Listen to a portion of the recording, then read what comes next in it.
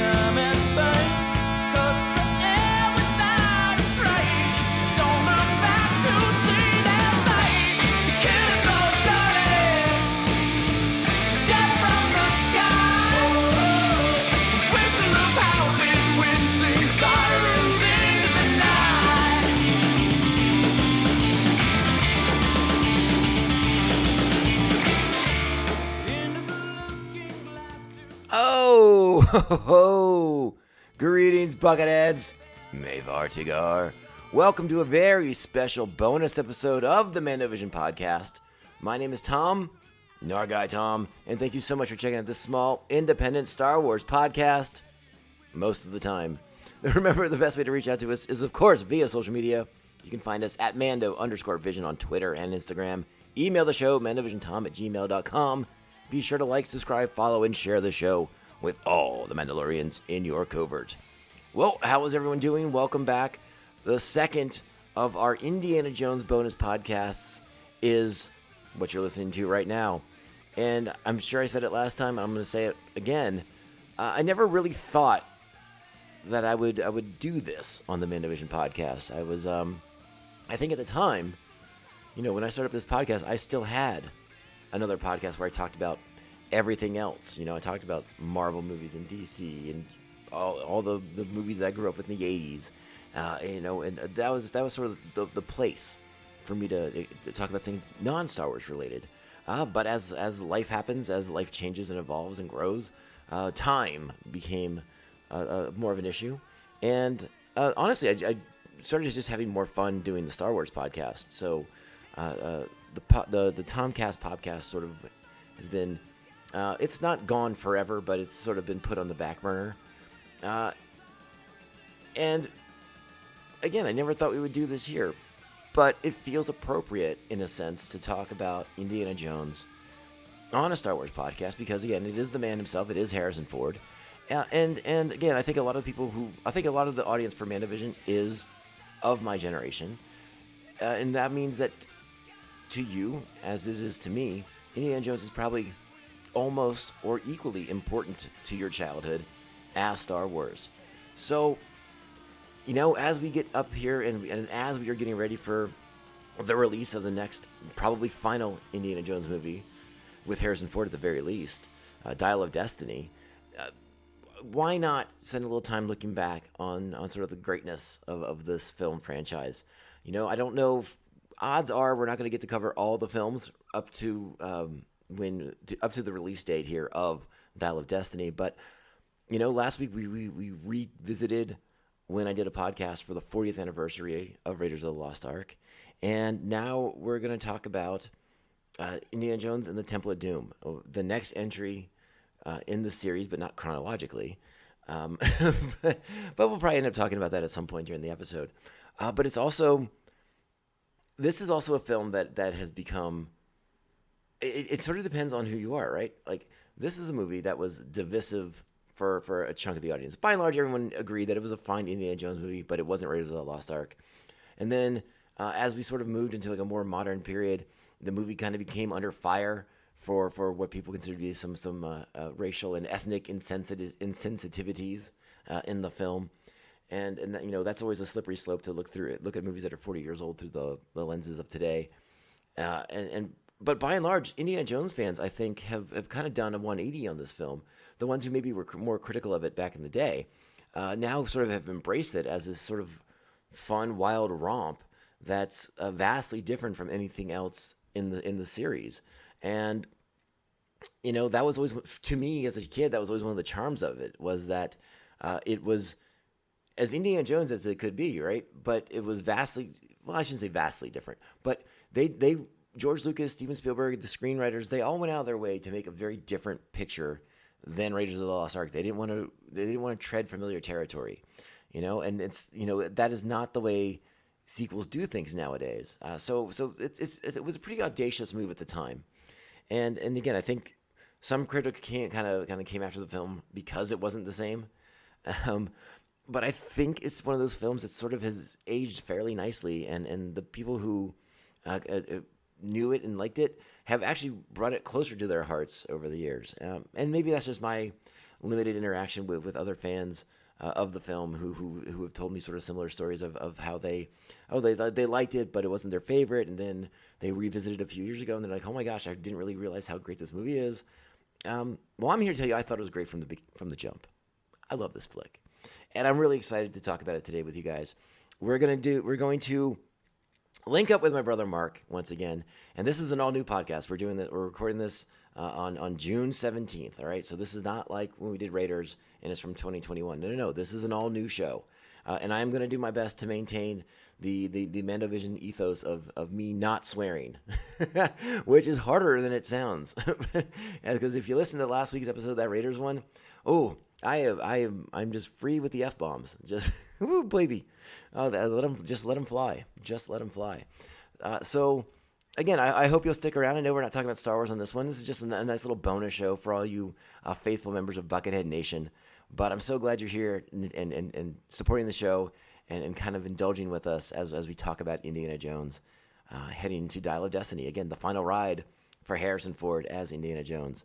And yeah, I'm a little sad, but I'm a little happy to maybe see one more adventure and maybe I don't want to say redeem the franchise, because again, that sort of implies that I hated Kingdom of the Crystal Skull as much as everybody else. And actually, I sort of liked that movie more than everybody else. I'm not saying it's a great picture. It's still the fourth best Indiana Jones movie, but it's the fourth best Indiana Jones movie, which is still saying something. So that being said, Harrison Ford, one last ride, and hopefully a very memorable one, and I can't wait to check it out. It will be one of those films I will make the effort to go see in theaters. So I'm excited. But let's go ahead and talk about the movie we're here to talk about today, which is Indiana Jones and the Temple of Doom, released in 1984. That means we're coming up on the 40th anniversary of this film next year. So we're a little ahead of the curve on this one. It is directed by Steven Spielberg. The story is by George Lucas, of course, and the screenplay is by Willard Huck and Gloria Katz. Our principal cast, surprise, surprise, Harrison Ford is Indiana Jones. Kate Capshaw is Willie Scott. Ke Huy Quan is Short Round. And those are our primary characters. And I'm just going to stop there before I embarrass myself attempting to say the names of several other people. But we'll just keep it at the primary, right? So our plot for this movie, if you don't know it by now, you're going to know it real soon. In 1935, Indiana Jones is tasked by Indian villagers with reclaiming a rock stolen from them by a secret cult beneath the catacombs of an ancient palace. And ooh, baby, is that good stuff. Again, we're going to talk about all of it, the ups and downs, the misconceptions, the misperceptions of this film. I think you're going to be here for a lively conversation. So sit down and ooh, wow, I almost went right back into full podcast mode. But you know what? Let's just indulge. Sit down, buckle up, hold on to your butts, and buckle up again. But before you do that, strap on your buckets. Let's go. Where's the antidote? Listen, I just met Let me you, for have Christ's sakes. Give me. Oh, I'm not that kind of girl. Hey, Dr. Jones, no time for love. We got company. Joining us now via the power of the internet, my brother Mark is here to talk all about the Temple of Doom. Mark, how are you doing? Greetings from Los Angeles, right? Correct. I'm good. How are you? Still in LA. You haven't moved yet. I have yet to move. Okay. Lovely. Well, it's great to see you. I'm excited that we're talking about Temple of Doom. You and I did one of my favorite podcasts I've ever done was when you and I did Raiders of the Lost Ark for like the 40th anniversary back in 2021. I love that episode. To me, it's like one of the better ones that I've ever done. So I'm glad that you're back for this one. Now, I don't want to set the bar too high by comparing it to maybe my favorite episode that we've ever done, but we got a lot to live up to, Mark. Just like Temple of Doom did. Just like Temple of Doom did. You see what and you've read my mind. You're going right where I was going. Oh, yeah. All right. So let's sort of talk about it. And let's go back to the 80s, back to our childhoods. I am 1,000% sure that this is a movie we first saw on videotape. This is definitely not something we saw in theaters. We didn't see it in theaters. I don't know if I'm misremembering here, but I seem to remember seeing this at a screening in the music room of Maryvale Elementary. Like someone had gotten the film and played it for the students. The heart-ripping scene must have gone over real well with parents. I mean, I remember loving it, you know. Well, I know, but again, it's a different time. Could you imagine if that was the case now? Yeah, well, but that was the thing. I guess that was the reaction most parents had to the movie, whether they took their kids to see it in theaters, because it was a PG-rated movie before the time of PG-13. That's right. So, yeah. That's... I mean, maybe that's how I saw it too. I don't recall, but I remember, once we had a VHS video cassette recorder, we were playing that movie all the time. Yes. If I'm misremembering, then it was definitely on VHS. No, I mean, you could be right. My brain may have a bit of a hole in that memory. So that would be wild, though, if that was something we saw at elementary school, at a school screening of Temple of Doom. All you Maryvale alumni, fact check us on that one, please. Yeah, please. Is Maryvale even still there? It is. Our good friend, one of our good friends, lives across the street from it. Oh yeah. Okay. So it's still there. All right. Now the real question is: the Hostess store still there? Probably not. Yeah, I don't know. Missed those Ninja Turtle cream pies though. Those are great. I don't remember them. You don't remember the Ninja Turtle cream pies? No. Oh my. All right. Moving on then. Yeah. I don't know. So okay, let's talk about the movie itself then, right? I guess I kind of want to start with one of the reasons why I think I've always liked this film a lot, and I've always held this film in pretty high esteem, is probably the reason why a lot of people sort of knock it, is I love how different it is from Raiders of the Lost Ark. 100%. I love that it's just a vastly different film. Apparently, this is also why it's a prequel, because they didn't want, they wanted to be able to have different villains. They didn't want to go back to Nazis. So they're like, oh, we'll just set it earlier in Indy's career, and we'll stay away from Nazis that way, and we can fight cultists instead. I guess. I mean, I don't see why that was 100% necessary, but I think it's cool that it is a prequel. Yeah, it's interesting. Did you notice any differences between this quote unquote younger version of Indiana Jones versus the version in Raiders of the Lost Ark? He's a little rougher around the edges, I would say. He's also, I think, he's a little more wild and reckless, a little more prone to violence, even though he's pretty violent in Raiders of the Lost Ark. Yeah, and I mean, and he's into like some shady deals, like yes, the movie starts off and he's like kind of doing not the honorable sort of archaeology that we expect from Indy, right?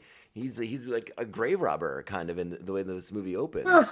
I mean, is he that honorable at the beginning of Raiders? Well, we'd have to. I don't know. I don't know the backstory behind the idol and why he was looking for it and why. What's his name? Bullock? Belloc. Belloc. Thank you. I don't know why Belloc was going for it. We don't have the context for that, but he's involved with some pretty shady people, and archaeology maybe just doesn't pay that well. So yeah, he's in business with a Shanghai gangster in Yeah. 1935. That's where we open the film, Shanghai, Yes. 1935. And Indy in a very sharp tuxedo, Yes. kind of James Bond-esque in a sense. Very Bond-esque. Yeah, which I think maybe is a little bit of Spielberg's doing, right? Because of Yeah, him always wanted to do a Bond movie, and Indiana Jones sort of being the that was his replacement. yeah. So Yeah. now he gets to do like a Bond-esque Yeah. party I feel like sequence. that's definitely what it was. And he had my understanding is that he had also like always wanted to do musicals, and so George Lucas came up with the idea of like doing the musical bit at the dance sequence at the beginning of the movie, and he was like, "This is right up your alley, Steven. You get to put a musical number in it." And that's also very similar of a Bond film with those wacky openings. It is, but I think I'm glad you brought I'm glad you brought up the opening number because it is something I wanted to talk about because I do think there's something very important going on in that opening sequence, which is the name of the song, "Anything Goes," right? Yes, That's what this movie is. kind Like, of. I Yeah. mean, this song that we're opening this film with is telling the audience to get ready for what's going to be a really crazy, wild ride. Yeah. This movie is kind of bonkers. It's Yes. got it's got like action adventure, but it's got screwball comedy. It's got horror elements. It's a lot of things going on in this flick, and so they're telling you right from the jump, anything goes. Watch out, buckle up. Yeah. And that was that's one of those little things that I never really thought about until I got older, and I would in like the last 10, 15 years or so, watching that sequence and being like, oh, they're talking to us right now. They're telling us what's about to happen. Right. And like it's not gonna be like Raiders. Like they very consciously make an effort to differentiate this film from Raiders. And I think Yes. they're trying to tell the audience that with that song. Yeah, I don't know I haven't heard any official reason for why they chose it, because I know like at the beginning they didn't know what song they were going to use. You know, uh, but yeah, I mean that could be why they chose that song. It's also our introduction to Kate Capshaw's character, Willie Scott. Yes. Willie Scott, again, like we said earlier, they want to differentiate from Raiders. You got to have a character that's the opposite of Marion, Mm-hmm. and I believe that is Willie Scott. They 100% The not quite nailed so it. capable on her own, screams a lot, is terrified of everything. I think she's quite capable on her own when she's in an environment. Her You, element. yeah, Yeah. like you She's get not the sense hapless, that but once you take her out of the city, out of society, you put her in the yeah, jungle. Yeah, no, anything yeah, goes. yeah, she's out of her element, so she doesn't know how to sort of get by and survive in it, and it's great in my opinion. I love the character of Willie. I think Kate Capshaw is great in this movie. It's a character that's really grown on me. I remember at one point, I think in our younger years, where I was sort of like the screaming was a lot for me. And I was like, there's a lot of screaming going on in this movie. Yeah. But now, to me, it's again recognizing that this movie has so many different elements to it. The screaming sort of all jives and makes sense, and I'm kind of here for it. Yeah, and I think that's the thing is, I think when you look at at least the original three films, and you look at the female leads in them, and that they're all quite different from each other, Mhm. I think it works perfectly. It's just like, yeah, this is just that type of character, you Yeah, know? no, I would agree with you, and I like that you can't compare Marion and Willie because they're apples and oranges. Yeah, And like you're saying too, Allison Duty in the third film, very yes, different than the previous two, right. and again, I don't want to get too much into Last Crusade, but like Last Crusade does go back to like the more familiar structure, like Raiders has. Yeah. This film is very unique in its structure. Again, we get that cold open like we Mhm. got in Raiders, but once the plane takes off, it's bananas, and I'll say it again, anything goes because this movie gets crazy real quick. I feel like the cold open is pretty bananas. It is pretty bananas, right? Okay, so like again, like we said, we have Indiana Jones in this this Shanghai nightclub, Club Obi-Wan. Yes, The Club Obi-Wan. Club Obi-Wan. Yeah. And and he's got the remains of the first emperor of the Manchu dynasty, I think that's what they said. Nurhachi. Nurhaci. He's a very small guy. He's a real small guy. and he's trading for a diamond. This isn't Yes. the Indy from Raiders where we want to believe that the statue that he was there to steal was going to go to Marcus Brody at the museum, right? Right. This is a very different Indiana Jones in that regard. I think it's important to make that distinction that, like you said, he's rough around the edges. He's not quite the hero Yeah. that we know from Raiders. He is he's not quite there yet, right? Yeah, he's a little more selfish. Yeah, the fortune and glory aspect of the film that we haven't quite gotten to yet, but we will. But Yeah. yeah. I mean, that seems to be like the guy's main motivation here is like I find antiquities and I sell them for the money, cashola, fortune and glory stuff. Yeah. And so yeah, I keep that in mind. I think you have to keep that in mind as you watch this picture, because again, prequel. He's not quite the Indy that we know. Right. Mostly, but like you said, kind of selfish, kind of But he's got a little sidekick though, and we meet him as they escape from the nightclub. I don't know if I want to go to that part just yet because Okay. I have to ask you. I have to go back. Okay. All right, the sequence with the lazy Susan where they're moving your Hachi Yes. around and the diamond around, and it's a fun sequence. I really like a lot of it. But then one of the guys slips a glass of champagne on there. Yeah. And Indy just drinks it. Yeah. He's feeling good. He's got his diamond. He's, the deal's done. Was he not paying that much attention?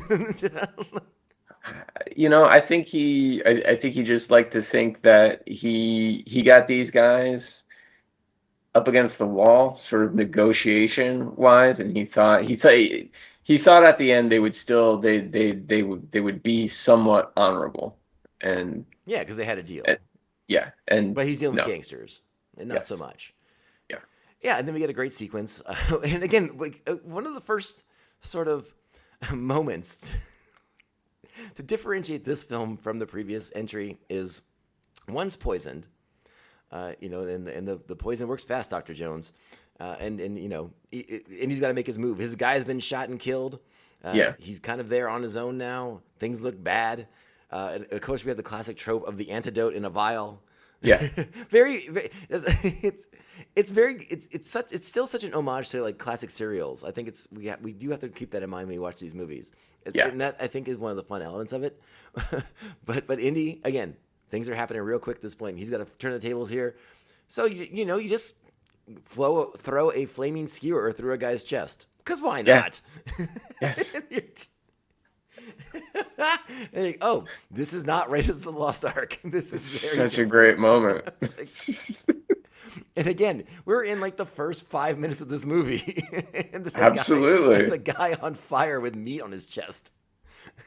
He just recognizes what he's got. He has to create absolute chaos. He's just, I'm not gonna die. It's the equivalent of being up against the wall and just thrashing your arms around. Yeah, I mean, it really is, and it causes a scene. It causes the ruckus. The antidotes on the floor, the diamonds on the floor, then the ice hits the floor, and Yeah. Willie ends up with the antidote. The diamonds lost in the chaos. Diamond's gone. And Yeah. much like the cold open last time, Indy just gets away with his life. He doesn't get the prize or any of the things that he wanted. Right. He just escapes. Yeah, he gets the antidote, but He drags Willie. They jump through the window. They crash into they go to the roof of the car. That's our introduction to Short Round.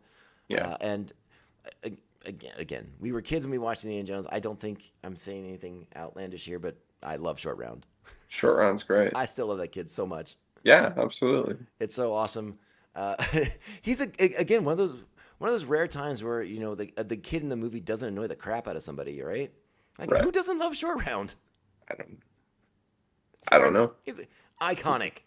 Yeah, but I mean, I do feel like I feel like there are some of those people who don't like Temple of Doom, or maybe don't like is too strong, but they look down on Temple of Doom, and one of the reasons why is because of Short Round in terms of just like, oh, there's a kid in the movie, and even though it's a darker film than Raiders, it's still trying to appeal to kids at the same time. And so I think, there's, kind of like the way people, I mean, definitely not as strongly as people reacted to, say, like Jake Lloyd and Phantom Menace, but I think there's just, even back then, there was a certain um, thought of like, the kid kind of brings it down, makes it too silly. I think they need that though. I think they need that contrast because, I mean, I agree, like you but said, it's a dark film, and then like I said, somewhere in the middle of this movie for about 20, 30 minutes, it's a horror movie. I mean, it's like there's some pretty terrifying things going on with this thuggy cult. yeah, And I again, for a PG rated movie, and you're like, it's so funny. I get it. It was the 80s. Things are different.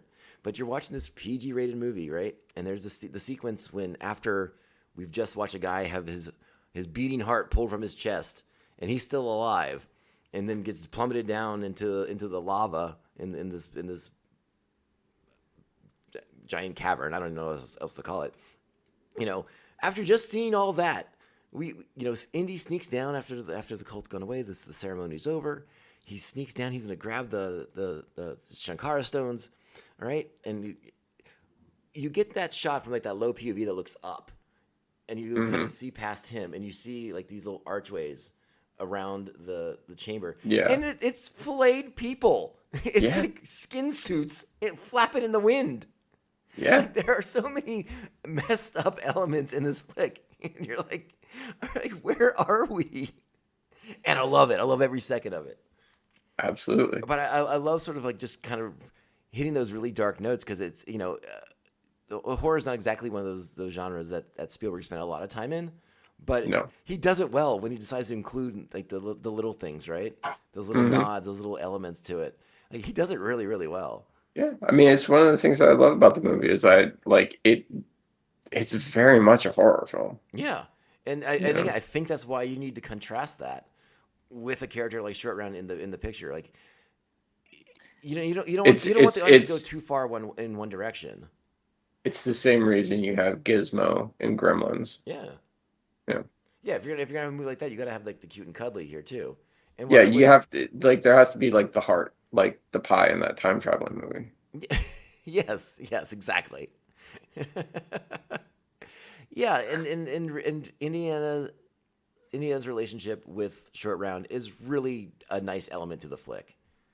Yeah, I think so. Again, I know we're jumping all over the place with this, but like that little quiet scene after Indy's been saved by the Black Sleep, and it's they fought off the bad guys and it's time to do the hero things again, and they just have like he and Short Round just have like that little quiet moment with each other. Yes, and it's just awesome. Mm-hmm. It's just a really strong scene, and you really see their relationship in that sequence. Yeah.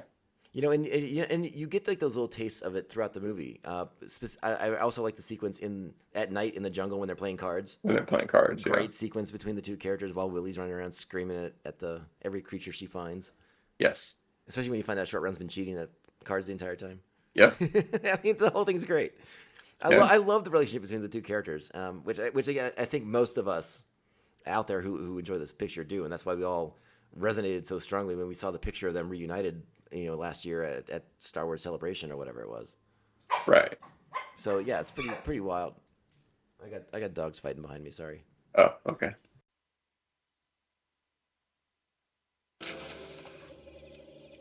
Little boy escaped from the evil palace.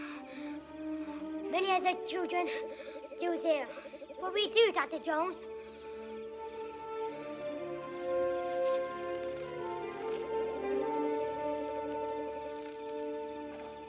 What do you think? I think that somebody believes the good luck rock from this village is one of the lost Shankara stones. What is Sankara? Fortune and glory, kid. Fortune and glory. So I want to go back to the beginning of the flick when we're still in Shanghai because it's again it's one of those things I don't know when exactly I noticed it, but now it's like one of my favorite things is we get the car chase through the streets of Shanghai. Mm-hmm. Our heroes beat the bad guys to the airfield where they're going to take off. Yes. And you have the great line where Indy thinks he's getting away, and he closes the door, and you realize that he's getting on a plane owned by the guy he's running away from. Yes. And that's it's just one of those like bad luck Indiana Jones moments where you're just like, this is very spot on, and I appreciate this little nod to it. Lao She himself laughing, gives the wave to the pilots. They know what to do. Apparently, this is not the first time Lao She has dropped an opponent out of a plane. It'd be my guess. Do you think it's that they already knew what to do? Because when Indy is first getting on the plane, like, Lao She is visibly upset. And it's then when he closes the door and we see that the plane is owned by Lao She, that Lao She starts to laugh and then wave to the pilots. So do you think Lao She didn't realize it was his plane at first and then realized, like, oh, okay, I still have a play here, and then maybe they contacted the pilots by radio while they were in the air, like, hey, do this? I mean, I guess that's possible. I do think the first part of your statement is correct. I do think initially Lao She didn't realize that was his plane until the door closes. Yeah. And then he's like, oh wait, and there's Steve over there in the cockpit. He knows, and I'll give him the wink, because we've done this before with fools. Again, the radio idea makes sense, so it could be. Well, just because I tend to think, like, otherwise, why wouldn't the pilots just take them out sooner? You know what I mean? I mean, that's a good question. Like, why do they do what they do when they do it? Yeah. Maybe that's when they thought they were just going to be the most easily asleep. They're in the Himalaya regions. The odds are they're going to hit a mountain and die. Yeah. There's no chance of Indy bringing it in for some kind of smooth landing somewhere. Yeah, I just figure Lao She or one of his men getting on the radio would be like, do this, don't engage them, because this guy is crazy. He's a kook. Yeah, like, you may think he's asleep, but he could pull a flaming skewer out of his pocket. So yeah. So we get the great sequence in. Once the pilots ditch out, Willie wakes up first. There's no one flying the plane. They're dumping the fuel. We get a great line that pays out in Last Crusade when remember Last Crusade when he tells his dad, "Fly, yes, land, no." Well, now we see him fly in this one. But right. There was no chance for landing here. No. So let's talk about the escape, because again, this is one of those things that I love as a kid, and I still love it now. I'm sure the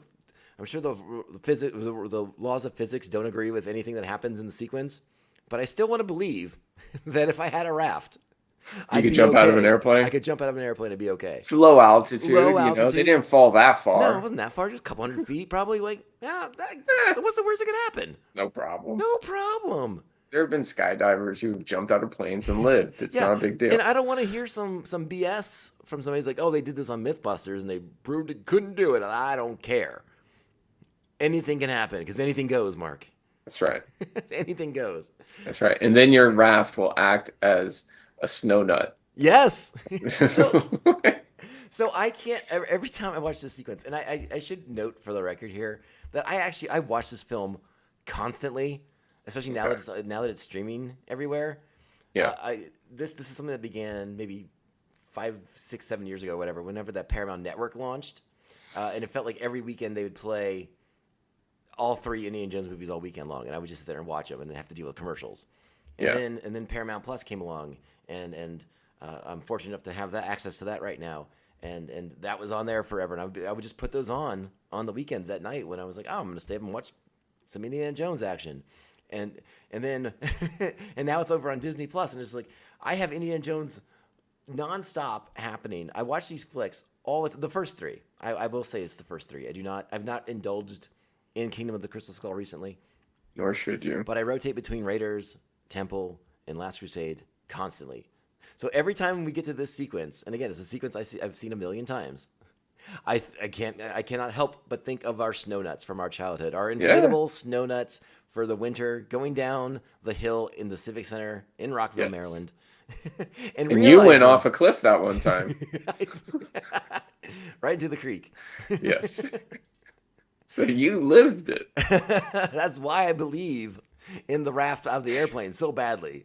Yeah, I mean that fall of 10 or 20 feet, really comparable. If memory serves, didn't this happen to Dad too? One time, didn't he go off the cliff into the creek? I have no idea. I If remember- that ever happened, I do not I remember remember it. him one time having very wet pants coming back up the hill. Okay, maybe he did and didn't tell anybody. We'll have to interrogate him next time. Yeah. Tomorrow is Father's Day. I'll put him on the spot. Okay.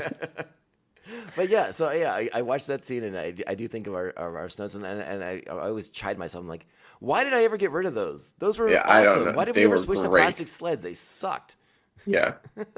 Yeah. What were we No, thinking? definitely go inflatable if you're Yeah. gonna get a sled. No, I've talked to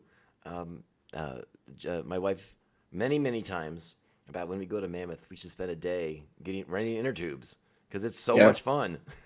Yeah. And they have like those little pull things. It's not like you have to like walk up the hill. Like, you just ride your snow nut around and ride the inner tube. Yeah. Miss those things, buddy. Me too. I miss snow, period. So I yeah, I don't get up to Mammoth on a yearly basis like you do, so I don't. I love it up there. Yeah. Seems nice the one time I was there. So yeah, they land in the snow. They go down the hill, the mountain, and then off a cliff. Now the fall off the cliff is probably more substantial than the fall out of the plane, right? Yeah. But they land in water. Just They happens to land be- in water and they're still in their raft. and they're so still in a raft. Convenient.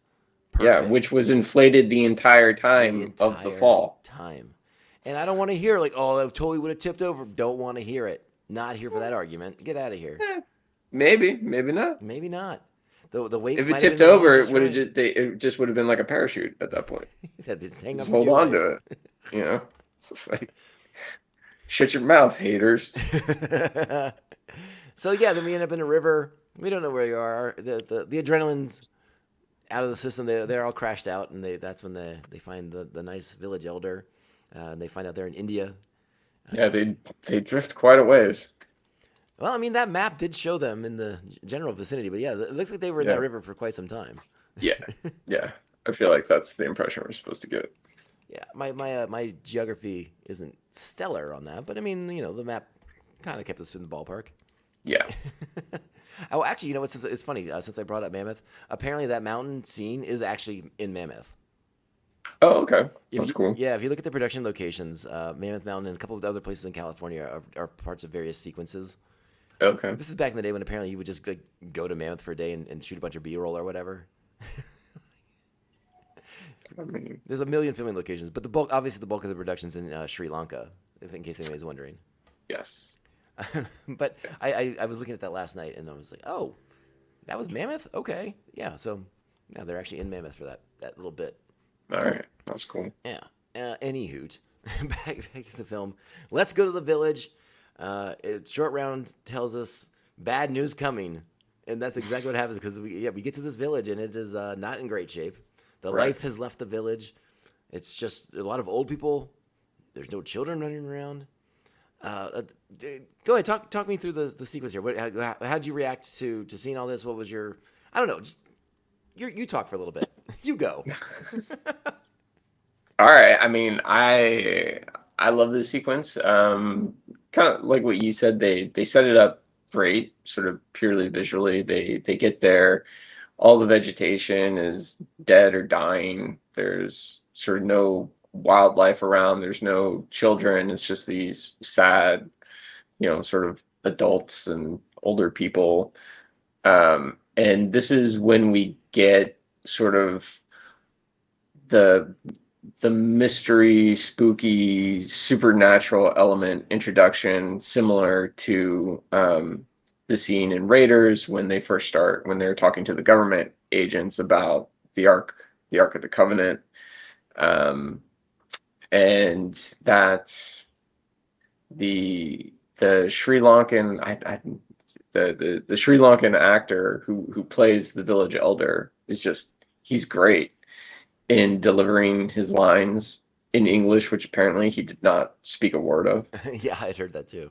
Yeah, apparently what it is, like when he's describing to Indy that like the lights in the palace at Pancot have come on again, and then like the darkness has spread from there like a monsoon. There's all these pauses in his speech, and like in those pauses, that's where Spielberg was He's feeding feeding him him his lines. line. Yeah.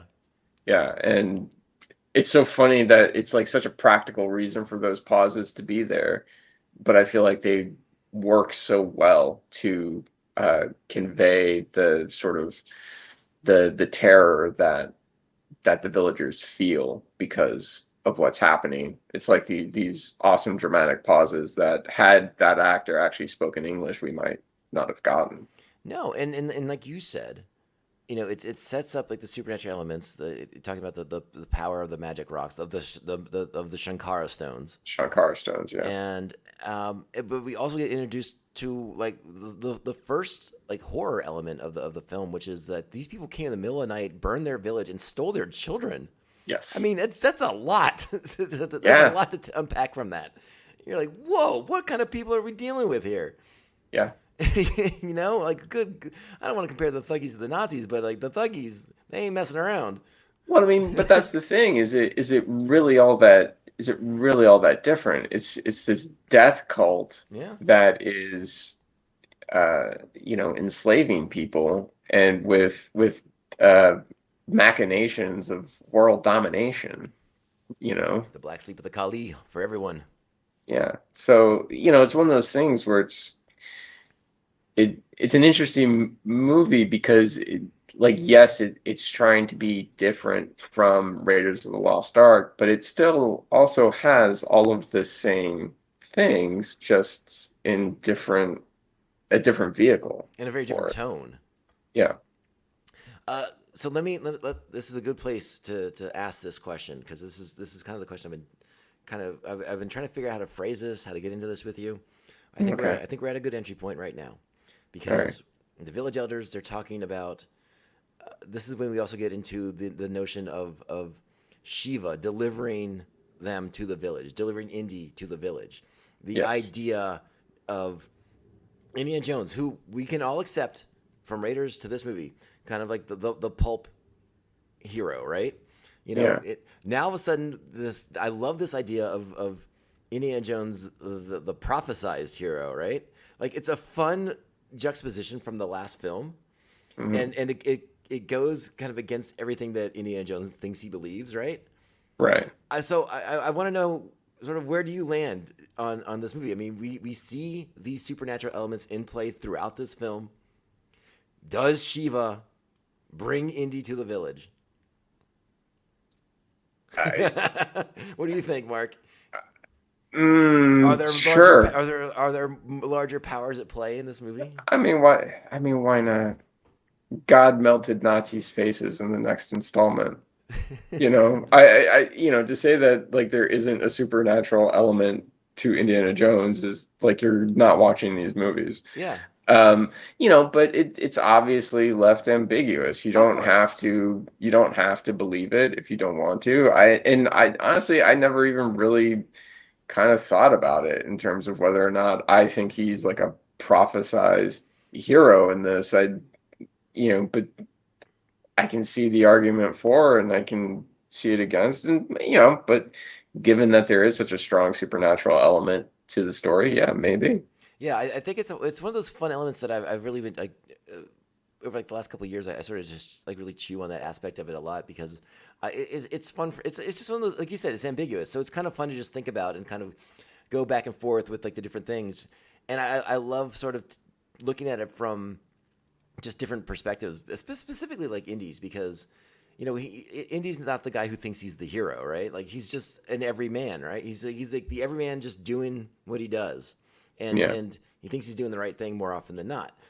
Now in this movie, he's not necessarily always doing the right thing necessarily, which is why I think him pushing back against being this chosen one, or like delivered from Shiva to save these people, is even more interesting to think about, because at this point in his career, Indy does not seem like necessarily the good guy at all, because again, we established he's something of a grave robber in this first installment here, chronologically Right. speaking. Yeah. And it's fun for me to think about those things, and to wrestle with the idea of this everyday character, everyday hero, that Indy becomes as sort of like this hero of like folklore in a sense. Yeah. It's fun. It's a really fun element that I think some people will kind of like gloss over, because like you said, for some reason we're when it comes to like, Christian faith, more people are willing to go for the ride. Like, oh yeah, God melted their faces off. I get it. Oh, the Holy Grail, they're gonna live forever in that cave. I get it. But you get into like other people's religions, it's like, oh, that's a bunch of BS. Sounds like nonsense to me. It's kind of weird. I don't know about that. I think that has more to do with in Last Crusade and Raiders of the Lost Ark. Like, I mean, we actually see sort of the power of God doing these things. Whereas again in this, it's just kind of, it's left ambiguous. It's something the villagers say, and who knows? Yeah, but I mean, think about the end of the movie when they're hanging off the side of that bridge, and Indy's calling down Shiva on him. You betrayed Shiva. Very true. I mean, that is very true. I mean, so it's like all of a sudden like Indy believes, yeah, and like he sort of is able to funnel that power and activate the Shankara stones. yeah, It's just a really fun element that I think some people just kind of gloss over because it's not representative of. And maybe my perspective is a little bit limited here because I'm used to dealing with other Americans about this, and we're very familiar with Christianity. So I would be curious how other cultures kind of view it all. yeah. Especially ones who are of our age and grew up with it. I'm very curious. I just think it's this really fascinating element. I just really enjoy sort of thinking about this other faith in the film. Okay. Yeah, I don't know. I'm into it. No, yeah, it's interesting. Plus, again, it's just intense. Like the way Harrison Ford's like delivering that line when he's telling Molaram he betrayed Shiva. He's just so fired up about it. It's like he's a true believer all of a sudden. Like he's seen these things now and he can't unsee them. It's wild. Right. This film's got so much cool stuff going on. It's cool. And again, I'm agreeing with you. Of the many things in this film, of which I'm sure we will talk about when we get to them, the Shiva stuff is like more believable than some of the other things, like the flying mine carts and the fact that when those guys are shooting arrows across them, that none of them hit Indiana Jones. Like the Shiva stuff's more believable than that stuff. They're all hopped up on blood. All the drink all that Klingon blood wine. Can't hit shit.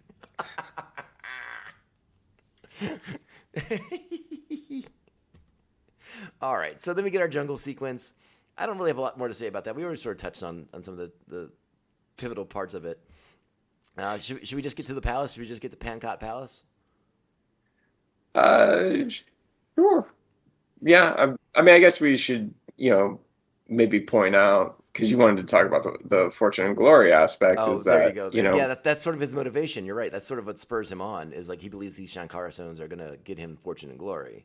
Right. And that, one of the kids managed to escape and make his way back to the village and hands Indy a cloth with like a hieroglyphic on it, essentially, of what Shankara being given the stones by Shiva. Yeah.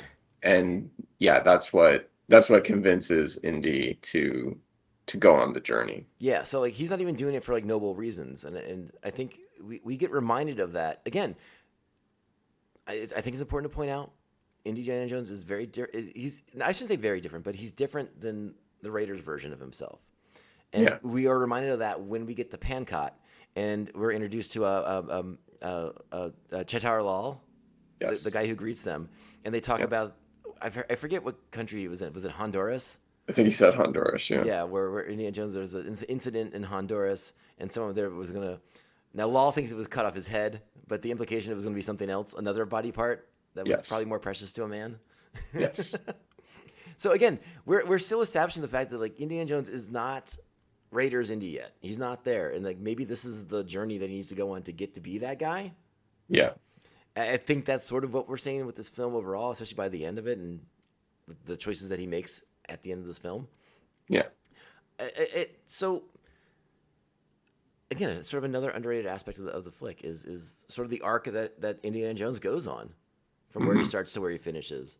And again, I like Lal reminding us that this is not that Indy yet. not quite there. You know, again, he's familiar in the right senses. Like, he's got all the right approach to things, but his moral compass is still a little askew.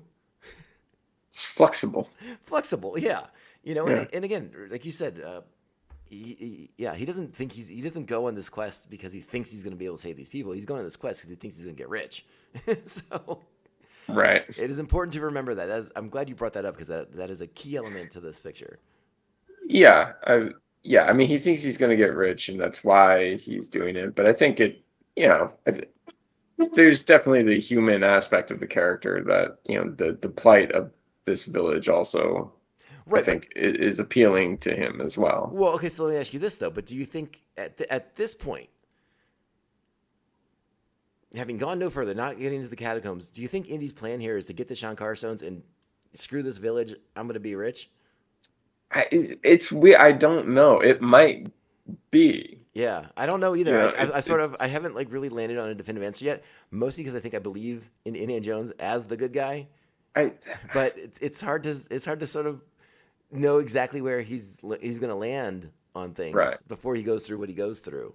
Yeah, and when he takes, once he gets to the actual Temple of Doom, and there's 3 of them, I bet he's just like, oh, I could give one back and then take the other 2. Maybe that's what Maybe. I'm thinking. But again, we don't really know the play. Yeah. Again, I think a lot of times as an audience, especially ones like us at the time who were familiar with Raiders, we're like, oh well, he's going to do the right thing. He's Indiana Jones. But we never really get to explore that necessarily. Like we see him take him, but he gets caught pretty quickly. Yeah, So we don't really know what the plan is. He's probably going to take him. I think he's probably going to take him too. I think he's probably going to take him.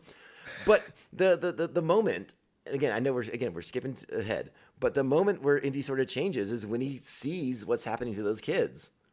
Yeah, Because like, what else 100%. explains him making the decision? When he hears it. Yeah, when he hears it, and then he goes and sees it, and then for reasons that I can only imagine that affected him very, very deeply, he throws that rock to expose himself. Because he was going to get away. Yeah. And then he throws that rock at the guy whipping the kid. Yeah. And I think that's the moment where Indy starts to change. Yeah. And he starts to realize there's a lot bigger thing happening here than I realize. So I think Indy's The guy getting his heart ripped out before that wasn't enough. That wasn't enough. Like whatever. Like I don't know that dude. I don't know that guy. He ain't no kid. Yeah. He's just a man. I don't care about that. Yeah. But yeah, I think Indy's personal arc is one of the things that's sort of ignored a lot of times when people discuss this film, and it's I think it's really important. Just saying. The arc of the character is always important. Yeah. So yeah. But again, this is. I mean, we're talking about. But yeah, it's an interesting choice to make him that character, Mm-hmm. considering how we had seen him in the first movie. I have to go back because I believe I have on the initial DVD release of the original trilogy for Indiana Jones. There's a documentary for Temple of Doom where I think the screenwriter sort of addressed that, and they sort of talk about like how they did want to make Indy not quite the shiny do-gooder that he was in Raiders. So I'll have to pull that up. Yeah, I'm the little bit that I saw for the making of, yeah, I mean that was definitely. We use the term rough around the edges, but yeah, I sort of think he was, rough around the edges and very, like you said, very selfish. We'll stick with that. I don't want to impugn the man's character too badly here. Yeah. Yeah. Well, it's that thing of like yes, he is a selfish character, but he's also taking care of Short Round. Mm-hmm. So it's like, and again, it shows us his capacity to be, this good person. Right. So again, as the audience, we know he has that capacity because we've seen him as the person who does the right thing. Right. We just have to kind of get him to connect all the dots for himself. Yeah. So it's a fun journey. Yes. But let's go back to the introduction to Pankot because we could not do a Temple of Doom podcast without talking about the dinner sequence. Right. Mark, I'm gonna turn it over to you because I feel like this is your wheelhouse. This is your kind of dinner party. I mean, it's great. It's snake surprise, eating live snakes whole, just shoving them down your throat. Eating bugs and monkey brains and beetles, eyeball soup. Chilled monkey brains. Yeah, the chilled eyeball monkey soup. brains. Yeah. And the reactions of Short Round and Willie have to be exactly what the audience was doing. Yes. Now, I hesitate to bring this up because Oh. by and large, this is a love fest for this movie. But very often, I don't know if you like to read a lot of dissenting opinions on movies where they I often do. look through the modern lenses of things back at old Yes. pictures. I do. And I hate that. I'm just going to say it. But this is one of those scenes that gets attacked a lot. Yes. And again, I don't really necessarily want to mount a defense because I don't think you need to. But if you're one of those people who doesn't enjoy the sequence because you think it's like the ugly American in a different different culture, a different environment, I don't know what else to tell you, but it's a movie. And I never thought this about Indian people ever in my life. I don't know what else to tell you. Correct. Even as a child, I knew this was a movie. Yes. And I think, for one thing, my understanding is that it was, you listen to Spielberg and Lucas and all the filmmakers talk about the sequence, and it was literally like they were just trying to have some gross out fun with the movie. Like there certainly wasn't any malintent behind it. And also, I also just kind of write it off as like, well, yeah, I mean, these are all like thuggy cult people. So that's kind of that. I feel like that's part of it. That's why they eat this sort of stuff. It's completely silly to me. I think these things are in the movie for the shock value, not because it's representative of Indian people and their culture. Right. So if that's your train of thought, you pump the brakes. Yeah. Because the thing is like earlier in the village, we see them eat the villagers' food, and that's not what the villagers are eating. Yeah, they didn't give them a plate of noodles. Yeah, like it's something that's unappetizing to Willie, but even in that moment, it's like what Indy says to her when she's trying to refuse the food. He says, "You're insulting them and you're embarrassing me." So it's not that the filmmakers weren't aware. Mm-hmm. You know what I mean? And it's not that I don't think they were being insensitive. No, I don't think so either. And again, I don't believe in taking a modern lens to movies that are 40 years old. It doesn't make sense. The things are of their time, whether good or bad, whatever. There's also a lot of attacks in this film for just general racism as well. But again, I choose to. I mean, look, I've looked in and heard most of those, and like the banquet sequence, I just think they're a bunch of bunk. Yeah, I'll go with you on that. That's where I'll leave it at that. I don't know. I don't really want to go down that wormhole too much. But again, looking at things with today's eyes is dangerous, and it's a waste of time, honestly. So, yeah, that's my opinion, though. All right, but this does set up the building sexual tension between Indy and Willie, and I don't really want to talk about it too much because, like, whatever, it's just a fun sequence. It's great. Yeah, it's got some good stuff. The sort of there's some fun chemistry between the two characters. There's great chemistry between the two characters. I think their banter is really good. Yeah, it's a good back and forth, and it leads. And it's funny. One of the how much more do you want to say about that before I move to the next thing? Say about what? About those two and their banter. Is there anything else you want to do before I move on? No, I just simply that. I think they both have really good chemistry together. I really enjoy the like love-hate kind of relationship between the two of them. Yeah. Well, and again, it's playful in a way that's very different than Marion's relationship with him in Raiders. So yes. And again, another reminder that we're in a very different picture here. Right. Now the next sequence, while they're in their stubborn standoff with each other and they're waiting each other out in their separate rooms, is the sequence where the first thuggy cult member is going to attempt to kill Dr. Jones. Yes. Now, this is a scene, and again, you let me know if I'm wrong on this, but again, watched this movie a million times as kids on VHS, and I could never see this guy in the background. Now that everything's like 4K, super crystal clear resolution, I can't not see him in the back of the room. Well, but I think that's because, we know he's there. And it's because when I was watching it last night, it's like yeah, like he's there, and you want to, I don't know, just every time it's like you want to look for him, but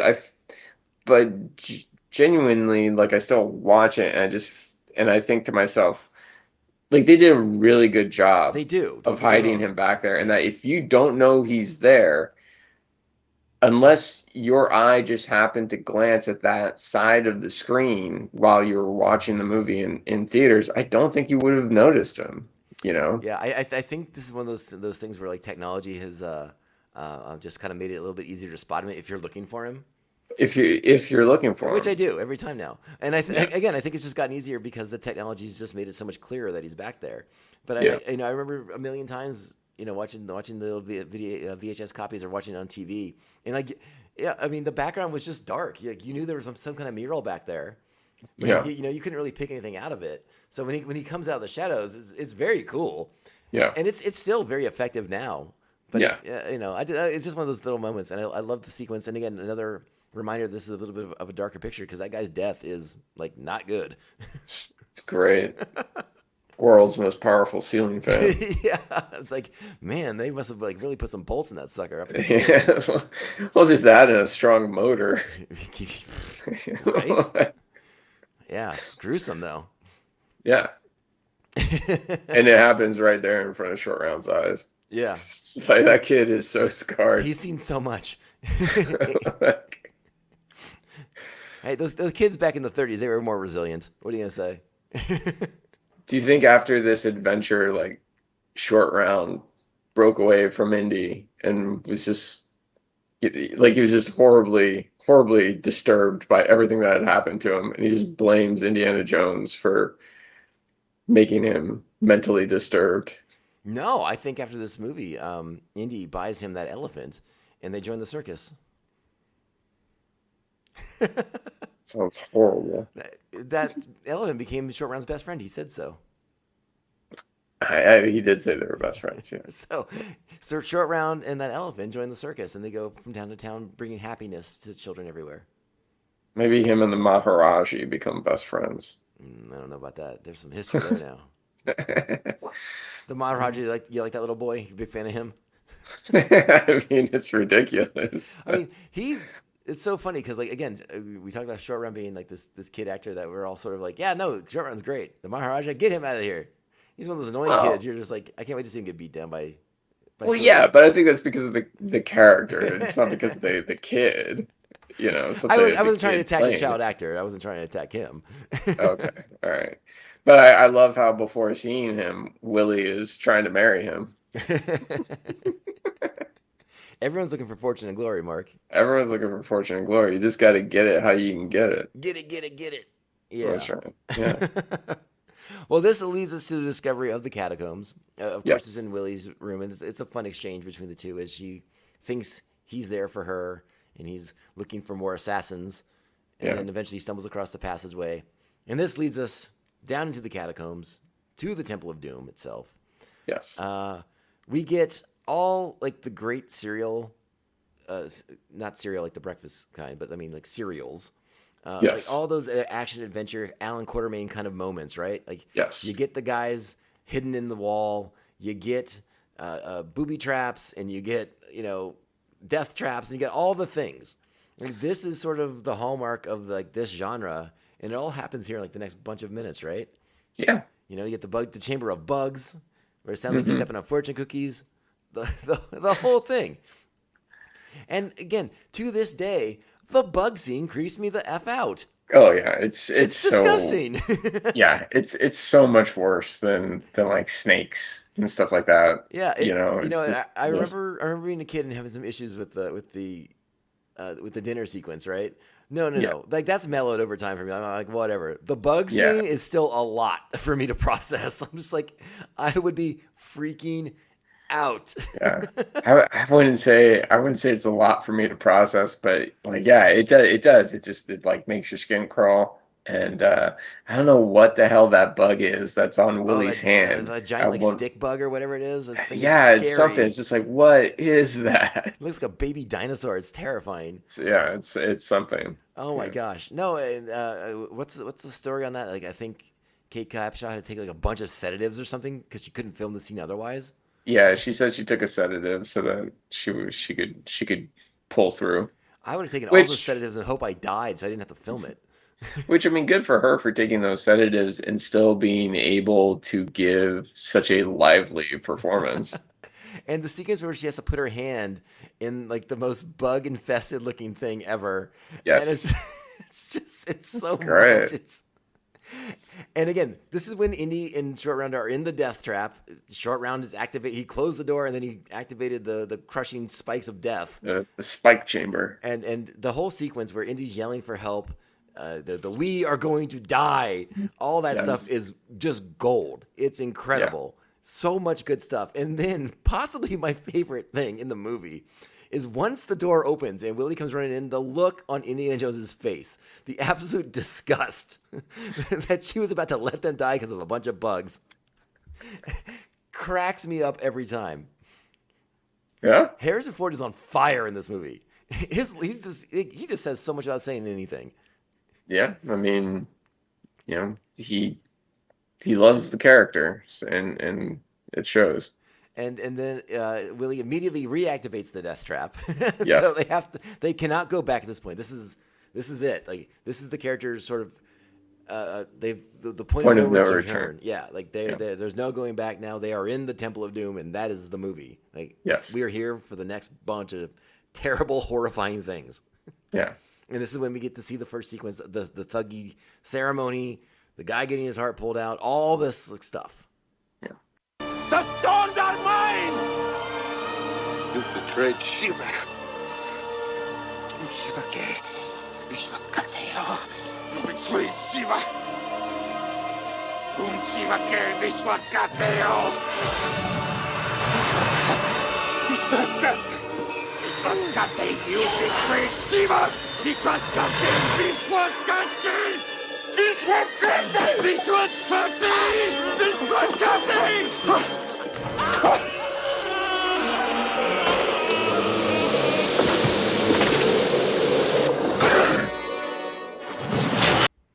All right, so again, we're at the thuggy ceremony, our introduction to Molaram. What do you want to say about Molaram? awesome. He's awesome. He's a great Best villain. best villain in the whole series, in my opinion. Yeah, and Just he's kind of the only villain in the series that like Indy gets to really engage with for a good chunk of it. Like they have a lot of scenes together. It's not just the Raiders and Last Crusade and Crystal Skull. They all have like the sort of pursuit angle, right? So like they're Yeah. not all in the same scenes together. This movie is much more one location, and so they have a lot more back and forth with each other, which I think makes Molaram maybe even like a more personal villain to Indy because they have so much interaction with each other. So I really like Molaram as a bad guy in this picture a lot, and that actor is awesome. yeah. He's a total Amrish Puri. yeah. I've heard he's like quite a legendary a villain in like Bollywood movies, Yeah. and I love that for him. Yes. Yeah, no, he's absolutely great. His whole look, just the actor's portrayal of it, and like you said, we get. I don't know if there's more interaction than say between Indy and Belloc. And who's the guy in Last Crusade? The one that like we think is on Jones's side, but then he's not. Donovan. Donovan, yeah. But I just think there's You get like a lot of first act, third act stuff with those characters. This you got a lot, Right. like you get a lot of second act with. well, I mean, Molaram. this is all second act, yeah. Yeah. Yeah, you get second and third act. on the bridge Mm-hmm. sequence. But I think it's also just, like with Donovan, he's playing Indy. He's trying to be, not trying to, he's pretending to be Indy's friend. Whereas Mularam is just like, yeah, he's evil. This is what we want. It's unabashed and unapologetic. And he just fully embraces that and runs with it. And again, his look is so great. Like that skull helmet with Oh my the God. like the ox horns, and even then when he's bald, when he takes it off, Yeah. and his bald head, it's a great look. There's so much I love about this movie as far as like the aesthetics, like the production value, the sets, the costuming, all of it's like spectacularly done. 100%. I love the way scenes are lit in this movie. It's all just done It's with such skill. it looks like the characters go on a journey to hell, Yeah.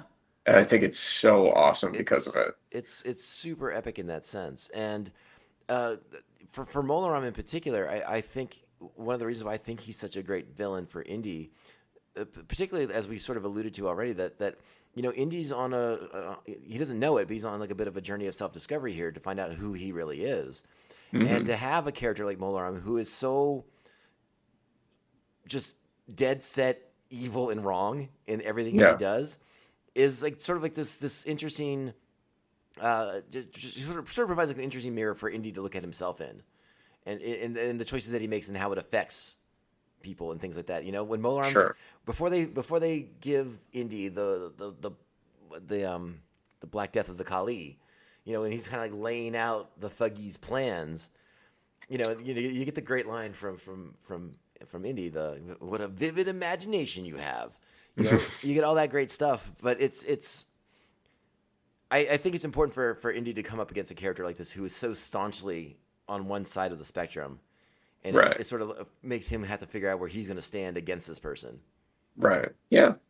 So for that reason alone, I think Molarm's like the perfect villain for this journey that I keep wanting to call him Harrison Ford, that Indiana Jones is on. So Molarm's awesome, and I can't get enough of him as a villain. Yeah. I just really enjoy him, and that actor, like, he just brings his character to life in such a fun way. Like he just embodies this dude, like the way Yeah. he laughs and cackles and carries on. The maniacal laugh, Oh my the god! at the end during the bridge sequence when he throws one of his henchmen at Indy and just like the look of glee on his face. He Yes. doesn't even care that he missed. No, He's just like, he's like this is he's like no, another what dead I was person born for for. for my god. It's perfect. Yeah. No, it's awesome. Molaram is a pretty awesome villain. Doesn't get enough credit, I think. The stones will be found. You You will will not. not. Oh, and he delivers that with such moxie. Yeah, and that's the other thing is like you kind of see in that moment of just like, this character's playing the long game. He's patient. Like he did, go ahead, drop the stones. I don't care. We're gonna kill you. Yeah, It's yeah, like, yeah. He's great. He's great. I can't say enough about Molaram. And I love how again it's one of those kind of few times in Indiana Jones where you get a lot of back and forth between the two characters. yeah, Indy really gets to look at his bad guy in the face for a lot of this movie, yeah, and at one point joins up with him once Indy has the black blood of the Kali in him, yeah, yeah. or black And sleep of the Kali. Excuse me, the what? black sleep of the Kali. Sorry. Block sleep of the colony. Yeah. And that's another thing, the movie gives us that moment where we feel like we really lose him Yeah, as a character, yeah. And this at this point, like we are firmly entrenched in the horror aspects of the film, right? Like it's taking on Yeah. that darker tone.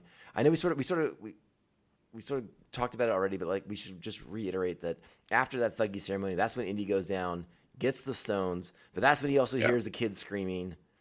Yeah, Uh, he's gonna leave with them. Here's the kids. yeah, and now he's Goes been back to help. captured. Willie short round get captured. Yeah. So yeah, things look bad for all of our heroes in this one at Yes. this point. And then Indy gets poisoned and turned into a bad guy, and we're Yeah. like, wait, what the heck's gonna happen now? Like, Yeah. there's a really wild element to that. And again, like, let's just say it again. Anything goes in this movie, dude. Because we're like, wait a second. They just turned Indiana Jones into a bad guy, and he's about to rip out Willie Scott's heart. What's happening? Yeah.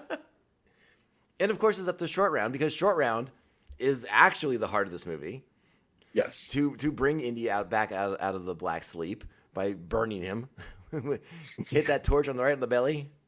Yep. I don't know how it works, but hey, mysticism in religion.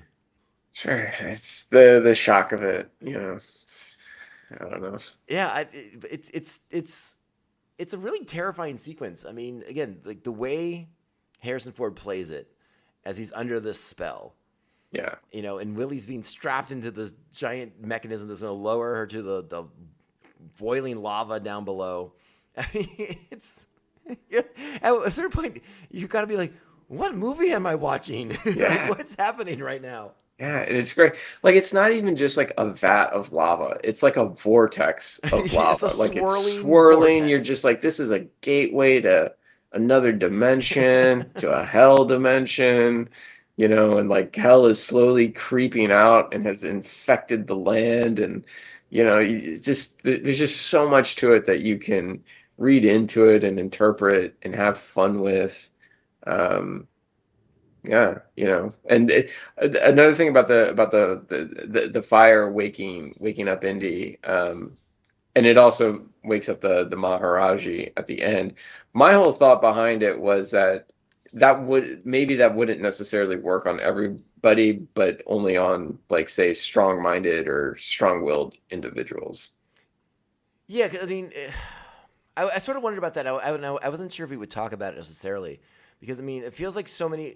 Obviously the Thuggee have a lot of like force indoctrinations, but there's also like the true believers who, Right. they're still going to be true believers. Yeah. It's not like they're going to have like some like a come to Shiva moment where they realize, like, oh, I've been making horrible life choices. I must go back to Shiva now. No. Yeah. It's like some of these guys are in for a penny and for a pound. But maybe at the very least, it's like the newer recruits. Like, so when we see Lal, when we see the Maharaja, like they're, it seems as if, okay, I did want to ask this question because I wanted your opinion. Because it's not real clear what exactly happened. Were Lal and the Maharaja part of this from the jump? During the dinner sequence, are they still under the influence of the cult?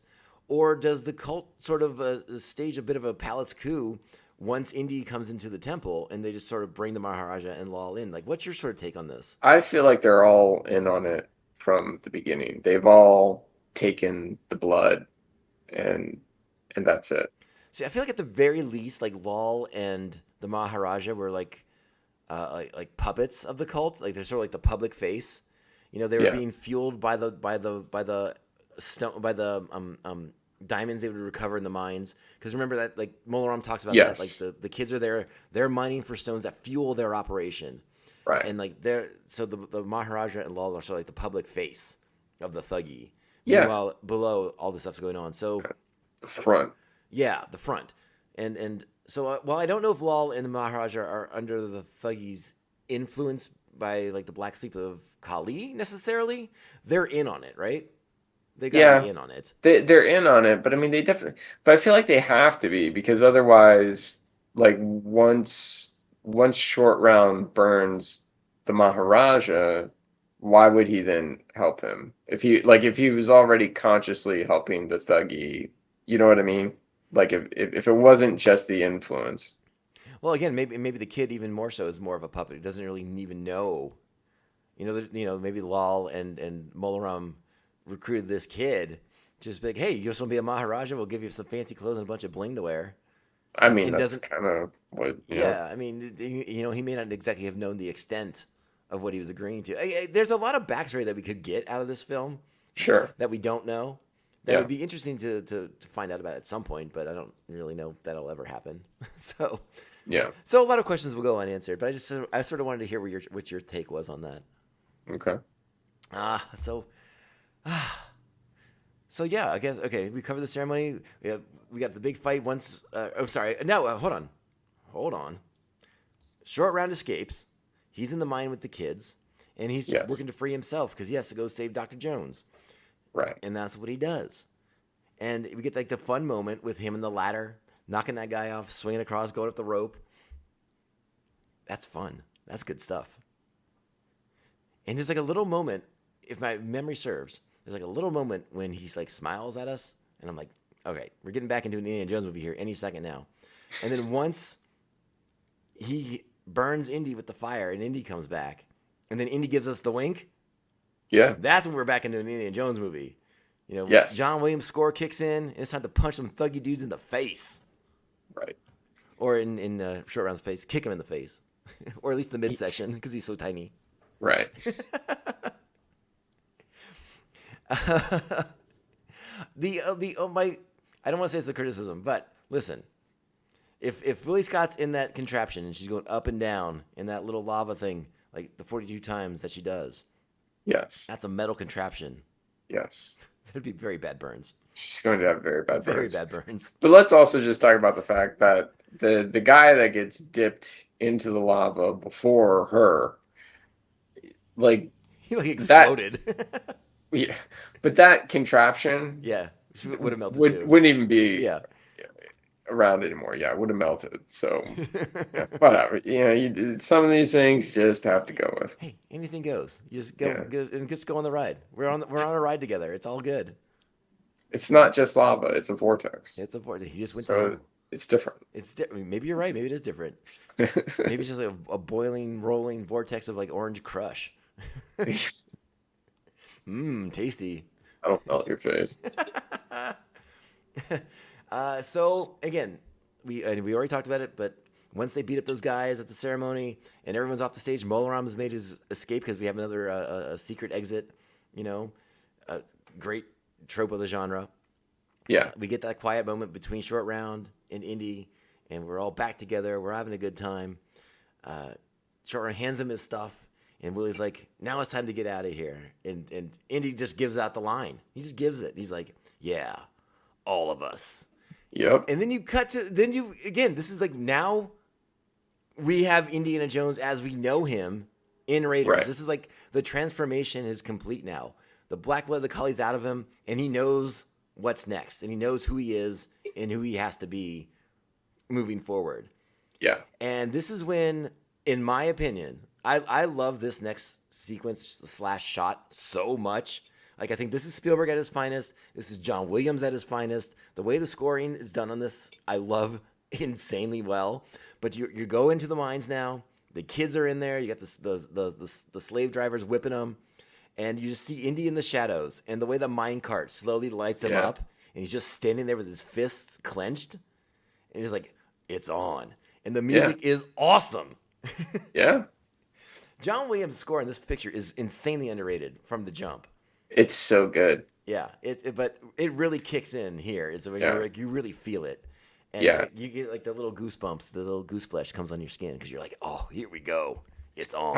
I remember you couldn't find this score for the longest time. Really? But yeah, like because I remember looking for it at whatever record store or whatever I was going to, and it was always Raiders of the Lost Ark or Last Crusade. No one ever had Temple of Doom.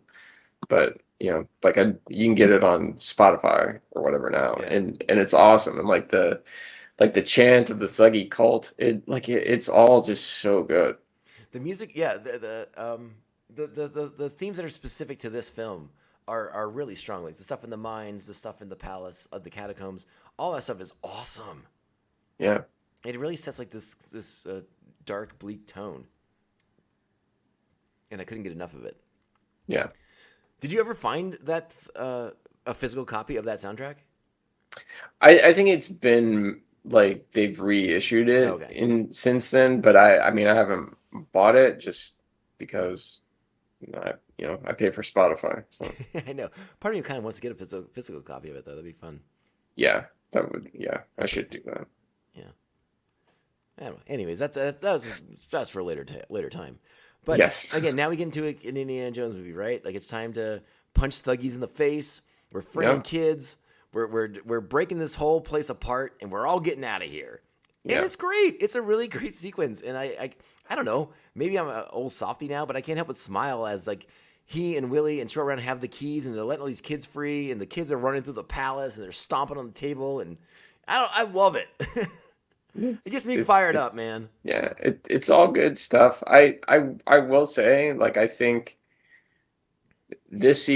from when they start freeing the kids to the beginning of the bridge sequence, I feel like, technically speaking, is actually kind of the worst section of the movie. It's where you kind of run into the most flaws, and I couldn't help but to see them when I was watching it last night. But that being said, it's still an immensely fun sequence. There's a couple of like interesting editing choices, specifically when Indy's fighting the big guy on the conveyor belt. Yes. And the Maharaja has the voodoo doll, and Yeah. you know, and it looks like Indy should have been crushed about 5 different times, but he's always Yes. just an inch away. Well, and the thing, you know why, right? Enlighten the audience.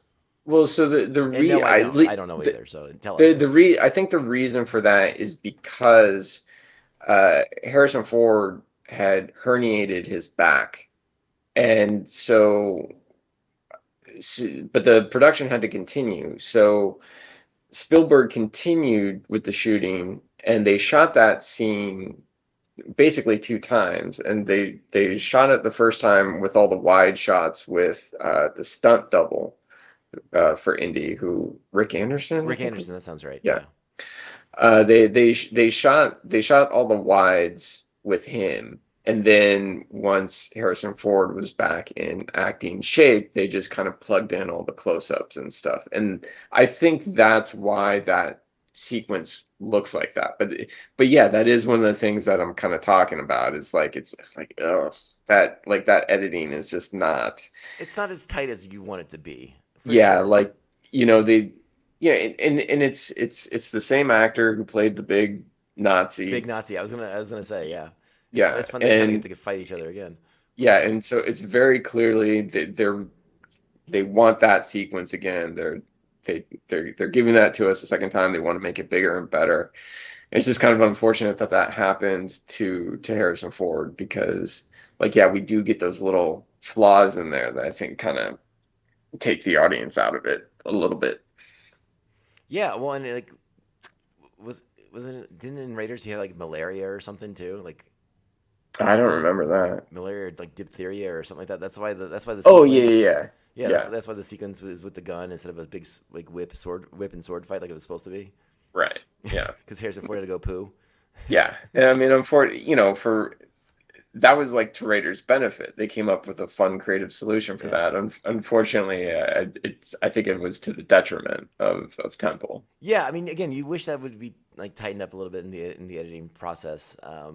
But I mean, it gets his point across. You know, you got Short Round fighting the Maharaja to get the voodoo doll to pull the pin out of his back so that Indy can get back to it and win. And John Williams hits the rousing score at the right notes. And I mean, you still cheer.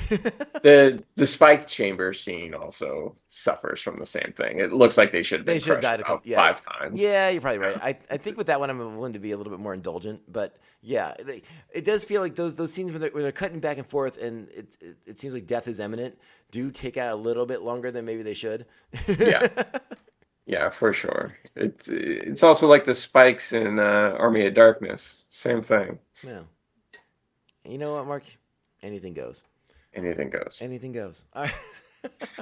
Well, I again, like you said, you can definitely, kind of point that out. But I still like the fight with the big guy. It's fun. Yeah.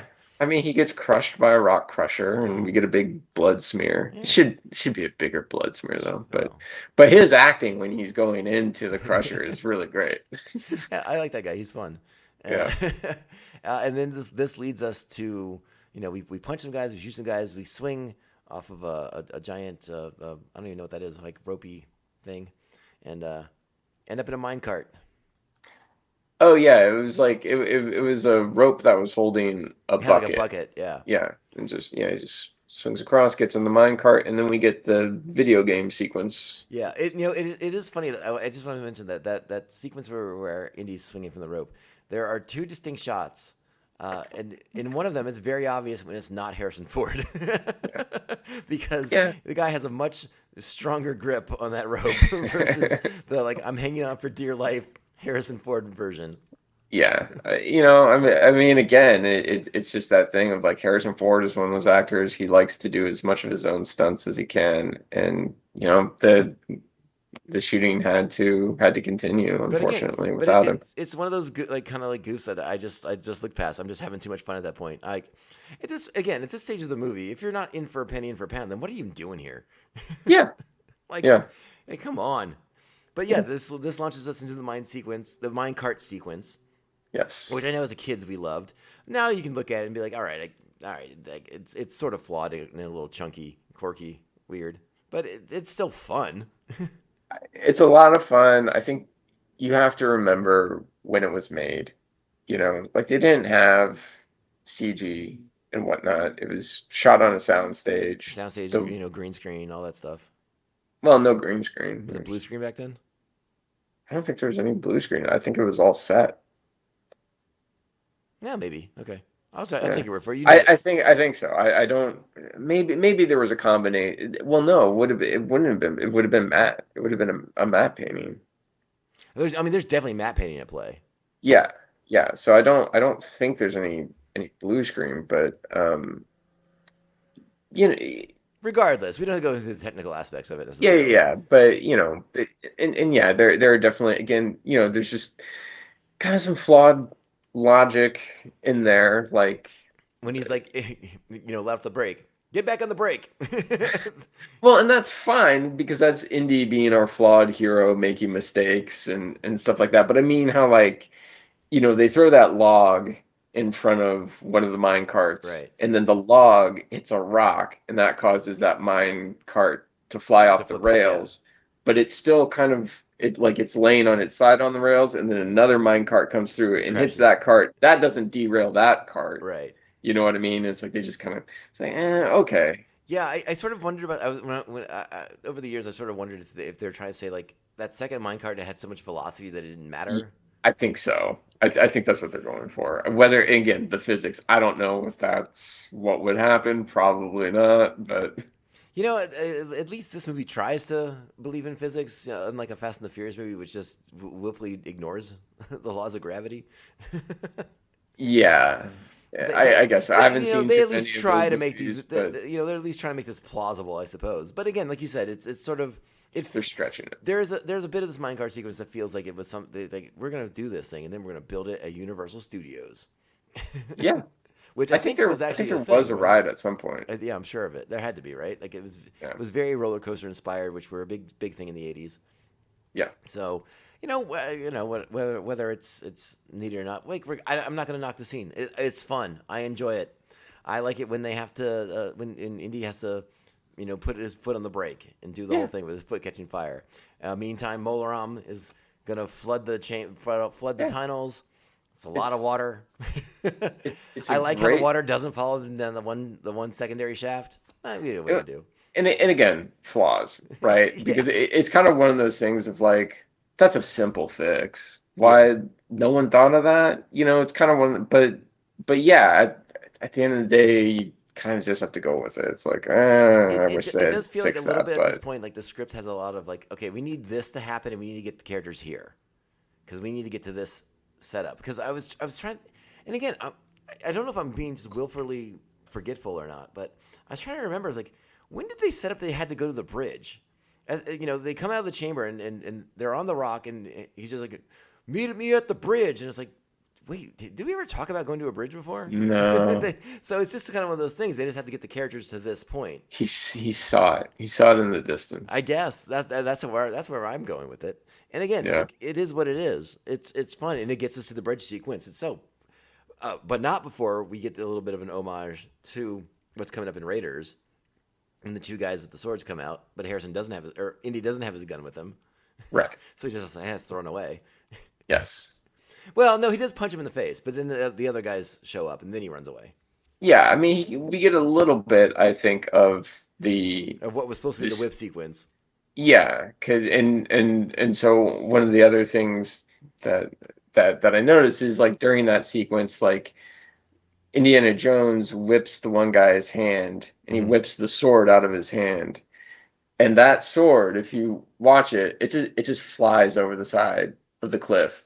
And then they cut to a Thuggy charging at Indy, and Indy has that sword in his hand. And it's kind of like, again, like simple fix. You can fix that. You Yeah, I know. mean, Spielberg will go in and put walkie-talkies in people's hands for E.T., but he won't do that for Indy. What the heck? Yeah. Well. Yeah. Exactly. I mean. You know. I mean, but that's the thing. I don't like. Don't touch it. Like, please don't touch it. No. Well, I'm actually, not into this going back and quote unquote fixing movies. apparently Spielberg came out recently and said he was wrong for doing that in E.T. Oh, good. Yeah, so that was interesting. But again, not on the topic. But let's Yeah. let's get to the bridge, because again, this is for all the money right here. I love this scene. This scene's great. And again, it's full of like those. It still has like those comical moments and those moments of like suspending your disbelief kind of stuff. Yeah. But it's great. It's so fun. This It's is intense, it's got the action. For me, I think this is probably my favorite sequence of the whole series. I Wow, big fucking love this scene. Nice. Like, it is so, I just think so iconic. The cutting of the bridge with Willie and Short Round on it, it is just so fucking ballsy and everything that Indiana Jones is supposed to be. It's just great. fully represented in this scene. No, it's great, and I think I'd agree with you on with your word choice of iconic. It's insanely good, and this is where the characters are like just delivering like thunder. Like Yes. they are bringing it. It's so insane. Oh, I love the sequence. Actually, this episode you won't know until you listen to it later, but we open the show with that sequence where Very good. where you know. Where Indy's speaking, was it Mandarin to Short Round? Yes. And he's, "Hang on, lady, we going for a ride." And then it ends with Indy saying, "Prepare to meet Kali in hell." Because Yeah. the thunder. Great delivery. Great delivery. Yeah, and then the bridge breaks, and okay, whatever. It worked out great. They all ended up on the right side and not in the bottom of that river with the alligators. But hey, Indiana Jones, baby, fortune breaks his way. They tied themselves to that sturdy rope. Yeah, Like- super sturdy rope. So no one has a broken arm or anything after that. No. Indiana Jones' hip should be out of place after that whole thing. Well, I think that is one of the things about these movies is that, like, yes, they stretch the physics and things like that, but it is, you definitely see the characters taking damage, especially Indy himself. Yeah. He's always getting That's hobbled. That's why he's the great pulp hero, for sure. Yeah. It's not, like you said, it's not like Fast and Furious. I just got thrown through 10 walls and the roof of a car. I'm fine. Well, and the other thing that's really cool about the sequence, specifically when the bridge is breaking, I mean, that's a real shot. Yeah.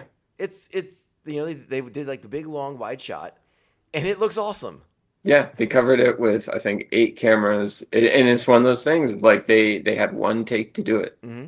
That's it. And yeah, they got, because that was in Sri Lanka, and there was a British company there building a dam, and they got some of the engineers to build them a suspension bridge with like built-in exploding mechanisms so that they could trigger the brake. Like that's just classic filmmaking. I just love that. Effects, man. I love practical stuff like that. It's so good.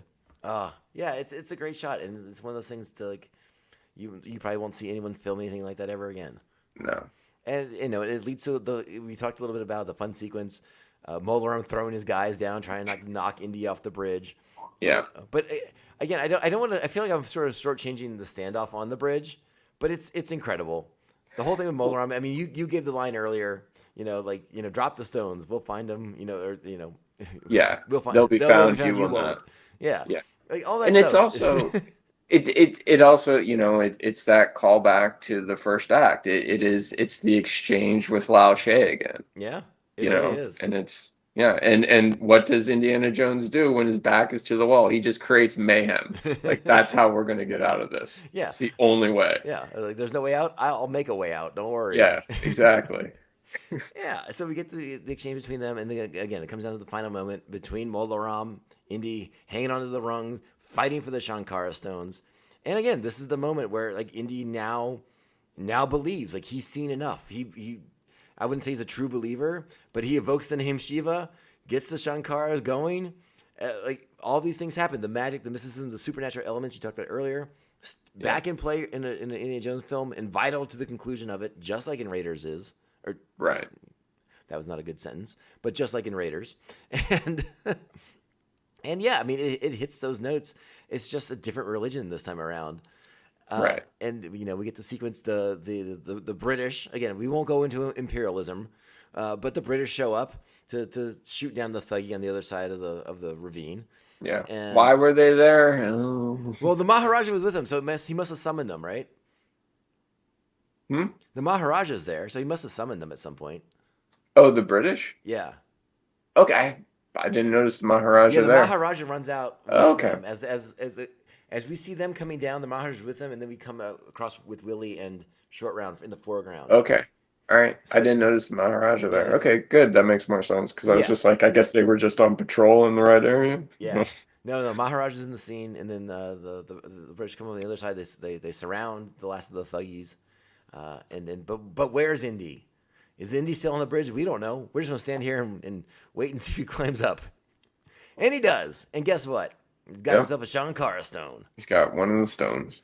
And we get to, again, as much as I love that sequence like you do on the bridge, I love the way this film ends.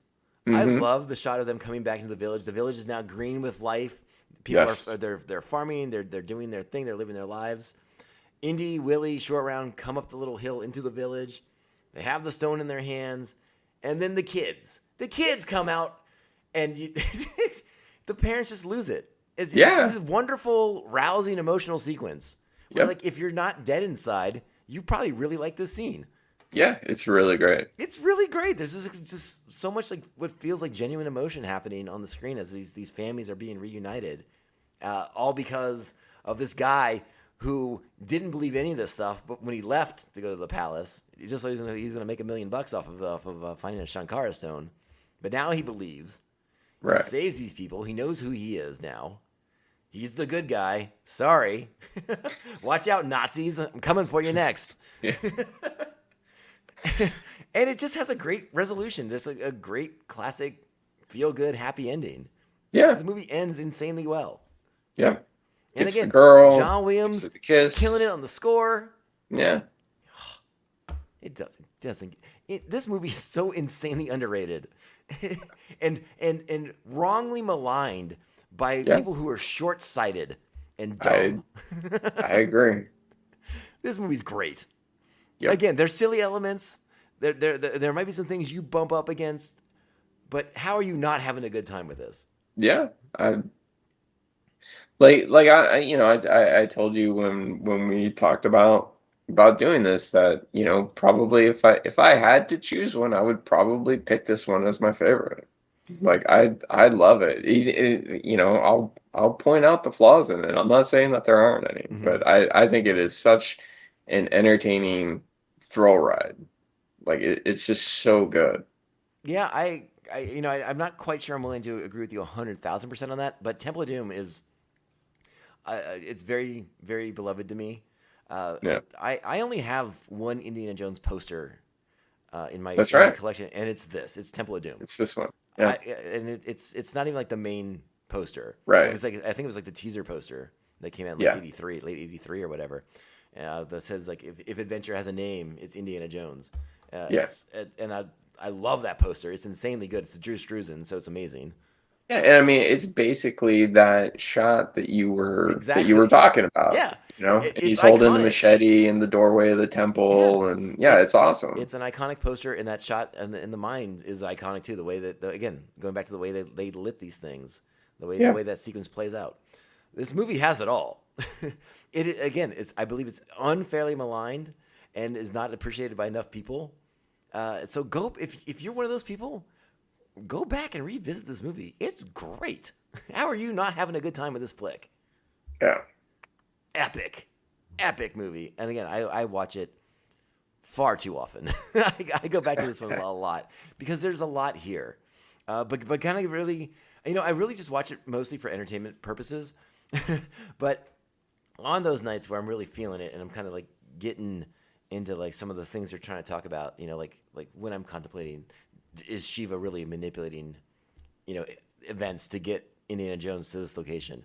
When I'm looking at Indy's character arc, his journey from sort of like the grave robbing archaeologist, trying to become, get rich through illegal activities, to the guy that we're going to meet in Raiders in a couple years. Right. If looking at the back of those things and just really kind of embracing the storytelling that they're doing in this picture is a lot of fun. Yeah, there's a lot more going on here than I think it gets credit for. I agree with that. It's a fun movie. I don't know what else to say about it, Mark. Do you? I love it. I love it. It's like a big blockbuster horror movie. I think it's a lot of fun. Yeah, it has so many different elements to it. It's not just like when you look at Raiders and you look at Last Crusade and Crystal Skull and probably Dial of Destiny. I mean, they're going to be like these big, fun adventure movies, right? And that's great. And Last Crusade is that too. But Last Crusade is also like this kind of like weird zany comedy, but it's also has like this kind of emotional core with him and Short Round, and then it has the horror film elements. Like there's just a lot in this movie. Like totally, it moves around quite a bit. And I love that the filmmakers wanted to do something that was going to be very different than what they did previously with Raiders. Yeah, I think it's an example of what people should be doing with sequels. Is you make it as different as, maybe not as different as possible, but you want your characters to go on an original journey. Yeah, stop being gutless, Hollywood. Pay some writers some money, give them their rights back, and let's stop making safe BS for the masses. Like let's get back to examining our characters in a fun, different way, like this one does with Indy. Yeah. And okay, let me ask one final question. I want to put you on the spot a little bit. You asked me already before we were recording, but I'm going to ask you. Are you going to go see Dial of Destiny? Probably not. Oh, okay. Was it just because Crystal Skull left such a bad taste in your mouth? Crystal Skull left such a bad taste in my mouth. Like watching like Crystal Skull just right from the beginning. Like watching old man Harrison Ford, like his fist is like shaking as he punches Nazis, and then the Nazis fly 20 feet back. I'm like, what the fuck is this? And he's 20 years older now, or 15 years older now. Like, do you think it's going to be any better? I just don't see that happening. Well, first of all, he was punching communists in the face in the last one. Well, yeah, sorry. He was punching the Soviets. Same thing. But I would actually argue that Harrison Ford might be in better shape now than he was for Crystal Skull. He's been very busy recently. He's been in a lot of things, and he's looking pretty trim and in shape. I feel like yes, he looks good for his age, but remember, this is a guy who's like getting his leg broken on a door on Force Awakens and stuff like that. It did fall on him. I mean, it wasn't like he fell down the stairs or something. Yeah, but it's a set. How heavy was it really? Apparently very. Apparently, that or else he's just got some osteoporosis. I heard they built the real Millennium Falcon, so it's very, very, very heavy. All right. I don't think that's true. I will watch it eventually, but as far as getting out to theaters to see it, that I don't know. I'm just hoping that if by all accounts, by all reports, this is it. This is Harrison's last ride as Indiana Jones. I just hope it works out better for Indiana Jones than it did for Han Solo, because that still makes me angry. So, but we won't talk about that right now. We'll skip that topic. I know it's a Star Wars podcast, but don't get me started on the death of Han Solo. I can't go there right now. Let's just not get started on those sequel movies. Let's not do that either. Yeah. Yeah. One day I'll have the guts to have you and I sit down and just talk about it with those movies, and Oh my god. Yeah, people would hate it. Well, I know 2 people that really like it, but I don't know about how most people would feel about it. I have some I strong feel like opinions. I feel like most people don't really like those movies. Well, again, I'm not going to get into it, but there, every Star Wars film has a generation of fans that for them that's their first Star Wars, and if that, and that's what gets them in the door. I'm happy for them. That's great. I'm glad you're But here. here's the thing. Two of those 3 generations are wrong. I think you have a shirt that says that. Or is it a I coffee don't. mug? Maybe you should What's start that. That should be your new brand. You should get that going. You just came with $1 million idea. All right, 2 of 3 generations are wrong. No, 2 or 3 Star Wars generations are wrong. Okay. Mark, thank you so much for hanging out today, man. I've had a great time. It was a lot of fun going back to this movie. You brought some real insight to it, and I truly, truly appreciate it, man. It was a good time. Oh, thank you for having me. All right, buddy boy. I will talk to you soon. Maybe I'll be able to convince you to go see Dial of Destiny if I enjoy it. We'll see how it goes. Yeah, maybe. I'm not ruling it out entirely. All right, man. Take it easy. All right, you too. And there you have it, folks. That's the conversation between my brother and I for Indiana Jones and the Temple of Doom. If you're heading out this weekend to check out Dial of Destiny, let me know what you think. Hit me up on the social media. We're at Mando_Vision on Twitter and Instagram. Please email the show, mandovisiontom@gmail.com. Another reminder to make sure you're liking, subscribing, following, and sharing the show with all the Mandalorians in your covert. My name is Tom, Nargai Tom, and this is the Mandovision Podcast. I'm so glad you've been listening and supporting the show over all the time you've been doing it. So I think we're going to get out of here real quick. So I apologize once again for this interruption into our Star Wars schedule, but it's Indiana Jones. It's Harrison Ford. It is Han Solo himself. So I wanted to pay a little homage, a little respect to the man himself. We will be back next week. We will pick up the final arc of Season 5 of Star Wars: The Clone Wars, and I cannot wait to have those conversations with you all. So please, please, please be ready. It's going to be intense. It's going to be awesome, and it doesn't get better than those final 4 episodes of this season, all right? We're getting out of here. You all remember this podcast can only end one way. This is the way. This is the way. This is the way. This is the way.